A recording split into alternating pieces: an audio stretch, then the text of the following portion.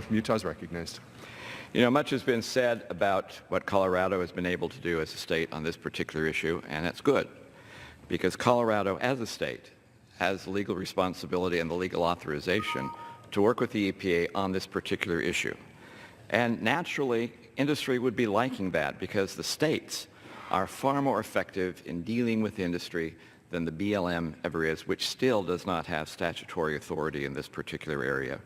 In fact, even Colorado has its limits. When they were cut out of the process on the stream buffer rule that we talked about earlier, they also joined the lawsuit against the EPA and against the federal government for that particular issue. It is simply hypocritical for BLM to pretend that this is about waste when they refuse to actually solve the problem by pipeline approval and rights-of-way approval, which is the total solution. So what we come down to is simply, this is a rule that violates all three of the criteria set forth in the Congressional Review Act. It is a rule that's terribly expensive. It's a rule that is redundant. And it's a rule that exceeds the statutory authority of the entity that is making that particular rule. A prime candidate for use of the Congressional Review Act, which is our responsibility. It's a congressional responsibility to establish these standards, not the executive branch agencies. So I would simply ask, if someone has decided not to vote for this resolution, to actually support this rule, I could ask, what is the deciding factor that pushed them over into accepting that position?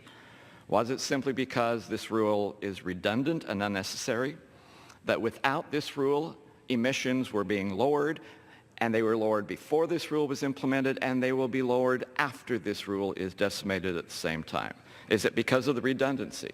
Did they decide to vote against this particular rule because of the cost increase that it will bring? The idea that affordable energy is being harmed by this particular rule is real. And that means that any person is going to feel an increased cost in their energy consumption, whether it's trying to heat his or her home or every time they turn on a light bulb. This rule raises that cost, and once again, it hurts the people who are at the bottom of our economic level, who are the most vulnerable to these kinds of increases. Is that what decided you to vote against this resolution or tipped you in the balance of trying to support the rule? Or is it simply the fact that it's an illegal rule? Is that the defining issue? That it's an illegal rule where they have no statutory authority to do what they did. If those criteria is not good enough, then I ask you and urge you to do something that actually helps people, real people, and helps reduce the cost of energy and make sure that we have affordable energy so this economic and energy renaissance we have had in the last decade can continue. And not just on state and private lands, but it can continue on federal lands as well, which it has not done.